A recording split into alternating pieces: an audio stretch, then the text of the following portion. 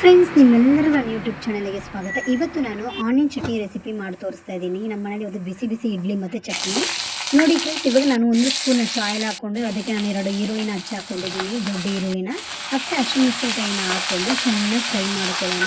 ನೋಡಿ, ಇದಕ್ಕೆ ನಾನೊಂದು 4 ಬೆಳ್ಳುಳ್ಳಿ ಹಾಕ್ತಾ ಇದ್ದೀನಿ. ಸಿಪ್ಪೆ ಬಿಡಿಸ್ಕೊಂಡಿಲ್ಲ ಪರವಾಗಿಲ್ಲ, ಹಂಗೆ ಹಾಕ್ಕೊಳ್ಳಿ. ಇದನ್ನು ಸ್ವಲ್ಪ ಚೆನ್ನಾಗಿ ಫ್ರೈ ಮಾಡಿಕೊಂಡು 1 ಇಡೀ ಮುಷ್ಟಿ ಅಷ್ಟು ನಾನು ಪುದೀನ ಹಾಕ್ಕೊಂಡಿದ್ದೀನಿ, ಸ್ವಲ್ಪ ಕೊತ್ತಂಬರಿನ ಹಾಕ್ಕೊಂಡಿದ್ದೀನಿ. ಇವಾಗ ಇದನ್ನೇ ಸೇಮ್ ಬಾಣಲಿಗೆ ಹಾಕ್ಕೊಂಡು ನಾನು ಫ್ರೈ ಮಾಡ್ಕೊಳ್ತಾ ಇದ್ದೀನಿ. ಸ್ವಲ್ಪ ಈರುಳ್ಳಿ ಫ್ಲೇವರ್ನೆಸ್ ಆಗೋದು ಫ್ರೈ ಮಾಡ್ಕೊಳ್ಳೋಣ. ಈ ರೀತಿ ನಾನು ಸ್ವಲ್ಪ ರುಚಿ ತಕ್ಕಷ್ಟು ಉಪ್ಪು ಹಾಕ್ಕೊಳ್ತಾ ಇದ್ದೀನಿ.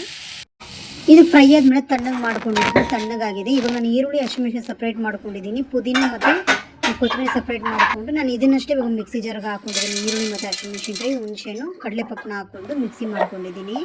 ನೋಡಿ ಫ್ರೆಂಡ್ಸ್, ಈ ರೀತಿ ಕಾಣುತ್ತೆ. ಇವಾಗ ಇದ್ರ ಜೊತೆಗೆ ನಾನು ಎತ್ತಿಟ್ಕೊಂಡಿರೋ ಪುದೀನ ಮತ್ತು ಕೊತ್ತಂಬರಿ ಸೊಪ್ಪನ್ನ ಹಾಕಿ ರುಬ್ಕೊಂಡು ನೋಡಿ ಈ ಥರ ಚಟ್ನಿ ಸೂಪರಾಗಿ ಕಾಣುತ್ತೆ ನೋಡೋದಕ್ಕೂ. ಸೇಮ್ ಫ್ರೆಂಡ್ಸ್, ಕೊಬ್ಬರಿ ಚಟ್ನಿ ಇದ್ದಂಗೆ ಇರುತ್ತೆ. ನೀವು ಒಂದ್ಸಲ ಮನೇಲಿ ಟ್ರೈ ಮಾಡಿ ನೋಡಿ.